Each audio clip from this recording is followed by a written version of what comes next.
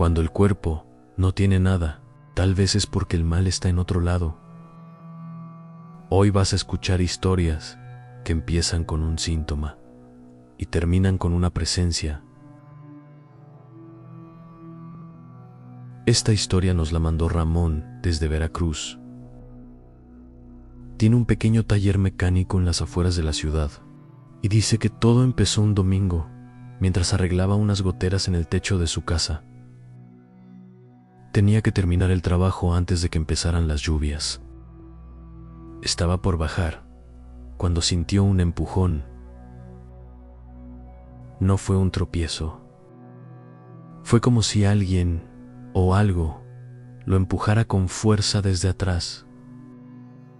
Cayó, se golpeó la espalda, pero no tenía nada roto.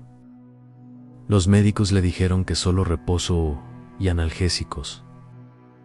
Pero los días pasaron y en vez de mejorar, se sentía peor. Un dolor extraño, como si tuviera vidrio bajo la piel. Le cambiaba de lugar. Un día en la espalda, otro en el pecho, luego en las piernas. Los estudios salieron limpios. Es la edad, le dijeron. Pero Ramón sabía que no era eso. No dormía, no comía. El taller lo tenía abandonado. Y en las noches empezaron las pesadillas. Siempre el mismo sueño. Un hombre parado a los pies de su cama, alto, con sombrero, sin moverse, sin decir nada. Y entonces recordó algo que decía su abuela. Cuando el cuerpo no tiene nada, es porque el mal está en otro lado. Se lo comentó a su esposa. Lucía no le creyó. Le dijo que dejara de ver esos programas de la noche. Pero él insistió. Le habló de su abuelo, que años atrás pasó por lo mismo. Dolores sin causa, sueños raros, médicos que no encontraban nada. Hasta que una curandera lo limpió y empezó a sanar. Nunca volvió a ser el mismo, pero vivió. Lucía no dijo nada. Solo le prometió que si en una semana no mejoraba, lo acompañaría. Y no mejoró. De hecho, empezaron a pasar otras cosas. Objetos que cambiaban de lugar. Ruidos en el techo por la noche. Un olor espeso, como a huevo podrido, que aparecía y desaparecía. Y siempre el mismo sueño. El hombre de sombrero, parado, inmóvil. Lucía, viendo su deterioro, aceptó. Llamó a una prima de un pueblo cercano. Ella les recomendó a don Mauro, un señor que, según decían, limpiaba lo que otros no podían. Fueron un viernes por la tarde. Don Mauro sacó unas ramas secas y una bolsa con tierra. Le hizo una limpia fuerte, como si estuviera arrancando algo pegado al cuerpo. Después, arrojó la tierra sobre una vela encendida. La llama chasqueó, se torció y se apagó. En el aire quedó un olor denso, como a carne quemada. Lucía se puso pálida. Don Mauro les dijo lo que ya sospechaban. Esto no es natural. A usted le hicieron un amarre de enfermedad. Alguien quiere verlo apagarse poco a poco. Cuando le preguntaron quién, no dudó. Fue su compadre, el que tiene el taller más grande. Le tiene envidia. Ramón no lo podía creer. Joaquín era su compadre desde la juventud. Pero ahora que lo pensaba, había cambiado. Era más frío y distante, y algunos de sus clientes estaban pasando con él. Don Mauro les dijo que había solución, pero tomaba tiempo. Durante un mes, siguieron el tratamiento. Baños con hierbas, protecciones en las esquinas de la casa, un amuleto que Ramón debía llevar siempre y misa los domingos. Poco a poco, todo empezó a mejorar. El dolor se fue. Volvió el sueño, el apetito. La casa se sentía distinta y el hombre del sombrero no volvió. Al terminar, fueron a agradecerle. Don Mauro aceptó los regalos y antes de despedirse, les dijo una sola cosa: no se preocupe por devolver el daño. La vida se encarga. Y no tardó en hacerlo. Unas semanas después, un cliente llegó con una noticia. Joaquín no había abierto el taller. Y al poco tiempo, se supo, había tenido un accidente. Iba solo, de noche. Se salió del camino y volcó. Los policías dijeron que se había quedado dormido, pero su hermana dijo algo más. Dijo que al reconocer el cuerpo tenía las manos agarrotadas y en una de ellas marcas negras, como de quemadura. Desde entonces, Lucía ya no se ríe cuando Ramón habla de estas cosas. Lo que más asustaba a Ramón no era el dolor, sino la certeza de que alguien lo miraba. Eso también lo sintió Fernanda, aunque en su caso no había sueños, solo ruidos. Esta es la historia que me contó mi amiga Fernanda, y solo fue capaz de hacerlo cuando ya se había ido a vivir lejos. Yo sé que enterramos a mi hermano, pero no sé a quién dejamos entrar después. Diego tenía 7 años cuando pasó. Vivían en una casa vieja, con un pozo al fondo. El tipo que se la alquiló fue claro: no se acerquen al pozo. No está bien cerrado. Diego empezó a pasar más y más tiempo ahí, solo, sentado en el borde, hablando con alguien. Una tarde le dijo a Fernanda: ya casi sale. Fernanda no entendió, pero días después, Diego no volvió del colegio. Lo buscaron todo el día. Lo encontraron a la madrugada siguiente, en el pozo, flotando. Tenía la ropa intacta, pero la cara, algo en la cara no estaba bien. A Fernanda no le dejaron verlo. La mamá sí lo vio, y desde entonces se quedó muda. Lo único que repetía: ese cuerpo no era de mi hijo. Lo enterraron con el cajón cerrado. 2 semanas después, golpearon la puerta. Era Diego, parado, mojado, con la mochila del colegio, sonriendo. Nadie lo llevó al médico, ni nadie preguntó nada, pero Fernanda sí lo miraba, y no era él. Caminaba sin hacer ruido.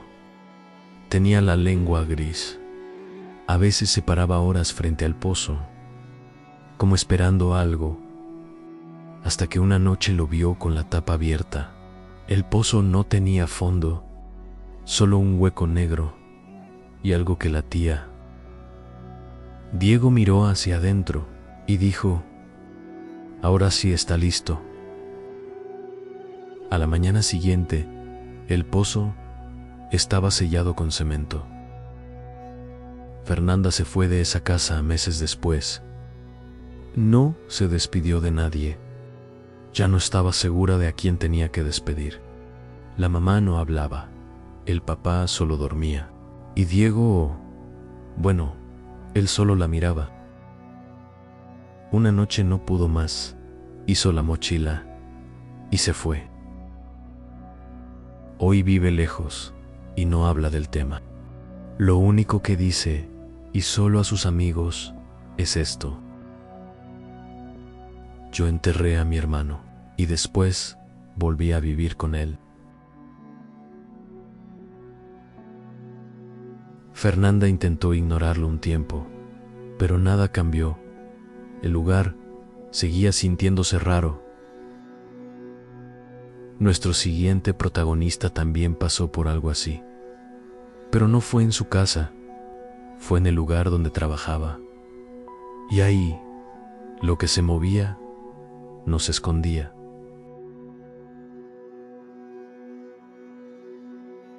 Yo tenía un trabajo que no me gustaba, y lo peor no era el sueldo, ni los horarios, ni siquiera los turnos de noche. Lo peor era el lugar. Trabajaba en un cine viejo, de esos que ya casi nadie elige si puede ir a uno con butacas nuevas y pantallas gigantes. Pero era lo que había. A mí me tocaba cerrar casi siempre, apagar todo, revisar que no quedara nadie adentro, limpiar lo justo. Y a veces, cuando no había personal suficiente, nos quedábamos solo dos. Justo esa noche, éramos dos. La última función fue en la sala 6, una película de terror que ni siquiera conocía. Yo estuve en la entrada y vi quién entró. 12 personas. Cuando terminó la función, nos repartimos, como siempre. Mi compañero fue a limpiar la sala 5 y yo me quedé rondando cerca de la 6. Pero no pasó nadie. Y cuando entré a limpiar, vi que había alguien sentado en la última fila. Pensé que se había quedado dormido o que estaba esperando a alguien. Subí despacio, pero cuando llegué a su fila, no había nadie. La butaca estaba vacía. Toda la sala, vacía. Volví al pasillo. Me quedé un momento parado, esperando ver si alguien salía de alguna parte. El lugar estaba en silencio, y yo ya no tan tranquilo. Terminamos de limpiar rápido. Bajamos al hall con la idea de cerrar e irnos. Serían cerca de las 12:20. Nos fuimos por la puerta principal como siempre, pero no abría. Pensamos que estaba trabada. Probamos la lateral y tampoco abría. Tampoco la de emergencia. Era como si el lugar estuviera cerrado desde afuera. Intentamos llamar desde el fijo de la oficina, pero no había línea. Mi compañero probó su móvil y estaba sin señal. Y eso fue lo que más me inquietó al principio, porque esas cosas no fallaban nunca, al menos no todas a la vez. Pensamos que tal vez había un corte en la zona, algo externo, pero el edificio seguía con luz, todo, menos nosotros.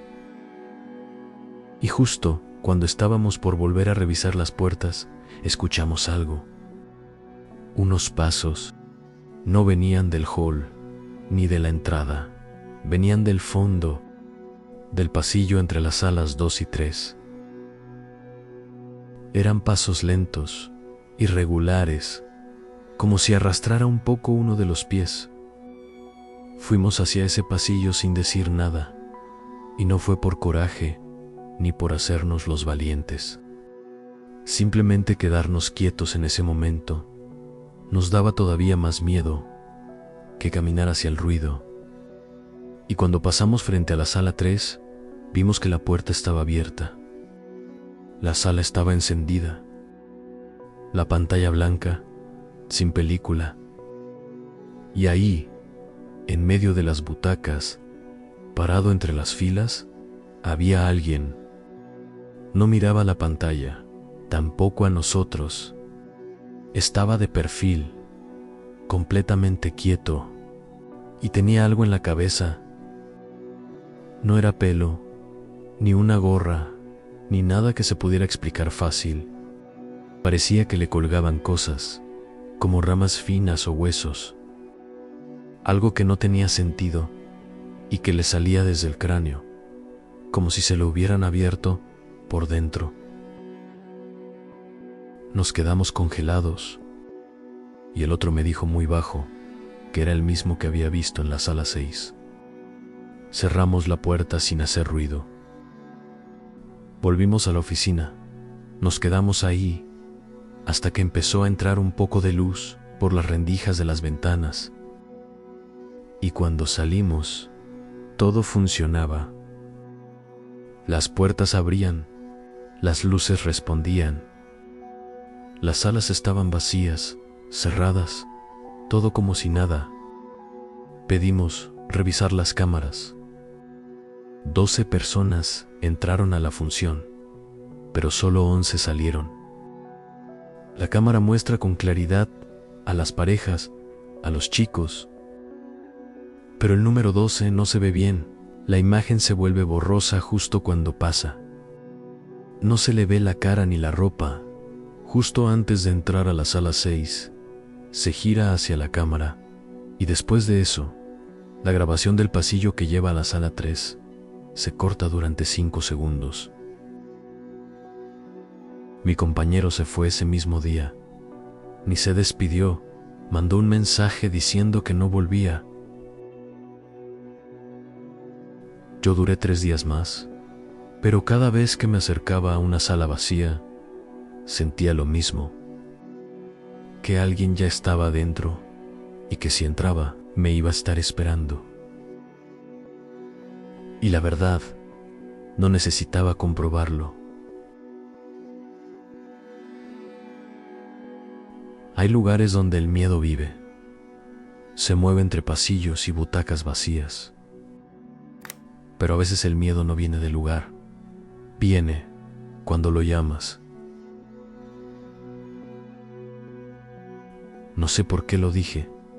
En serio, no fue algo que hubiera pensado antes, ni algo que sintiera de verdad.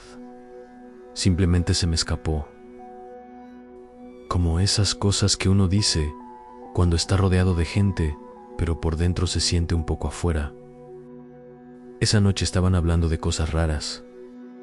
Uno contó que la puerta se le cerró sola. Otro dijo que vio una sombra en el pasillo. Otro que le tocaron el pie mientras dormía. Y no sé, entre tanto cuento, me salió decirlo.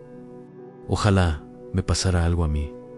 Así lo dije, sin pensarlo mucho ni buscar atención. Pero alguien me escuchó. Mi tía. Lo recuerdo perfectamente. La manera en que me miró. No fue una mirada enojada. Fue como si se hubiese detenido un segundo el aire en la habitación. Me sostuvo la mirada un momento y solo dijo, no digas eso, nada más. Y no sé por qué, pero esa frase se me quedó pegada en la cabeza. Esa noche dormimos en el salón. Éramos muchos en casa y ya no quedaban camas. Tiraron un par de colchones en el suelo, pusieron unas mantas y ahí me acosté con mis primas. Ellas se durmieron enseguida, yo no. Estuve un buen rato mirando el techo, escuchando las respiraciones de las demás. Y aunque no lo decía en voz alta, en el fondo, algo en mí seguía esperando. Como si hubiese abierto una puerta con esa frase, y ahora solo tuviera que esperar a ver qué entraba. En algún momento me dormí, no sabría decir cuándo. Lo primero que sentí fue el cuerpo, pesado, como si no fuera mío, como si estuviera acostada dentro de otra cosa. Y después, lo otro. Era una sensación imposible de explicar bien, como si algo o muchas cosas se movieran por encima de mí. No eran manos, no era una presencia humana. Era frío, largo, delgado, como si te pasaran hilos mojados por la piel, o como si te tocaran con lombrices. Me recorrían entera, piernas, brazos, cuello, pecho. No me dolía, pero sentía que estaban revisándome, no con maldad, más bien con curiosidad, como si quisieran entender qué era yo o qué tenía adentro. Intenté moverme, pero nada respondía. Estaba atrapada dentro de mí misma, y en ese estado empezaron las voces. No hablaban entre sí, no me hablaban a mí, eran pensamientos, pero no míos. Como si estuviera en medio de una multitud, pasaban de largo, como ecos, hasta que una voz más directa sí me habló, y no fue un susurro, fue como si lo escuchara desde adentro de mi cabeza. ¿Esto era lo que querías? Y ahí sentí que abría los ojos, o por lo menos eso creí, porque seguía sin poder moverme, pero ahora escuchaba la voz de mi tía. Decía que me estaba sacudiendo, que me estaba dando un ataque, que estaba con los ojos abiertos, pero no respondía. Y yo estaba ahí, despierta, consciente y completamente atrapada. No sé cuánto duró. En algún momento, todo se apagó, y cuando abrí los ojos, de verdad esta vez, ya era de día. Yo no dije nada, y ellos tampoco. Me guardé todo. En el fondo, sabía que no tenía forma de explicarlo. Había abierto una puerta sin saberlo. Y esa noche, alguien cruzó desde el otro lado, solo para enseñarme, de una forma que no voy a olvidar, lo que significa tener miedo de verdad. Después de eso, ya no volvió a jugar con el miedo. Entendió que con el miedo no se juega, se vive. Si alguna de estas historias te removió algo, déjanos un like. Muchas gracias y hasta el próximo episodio.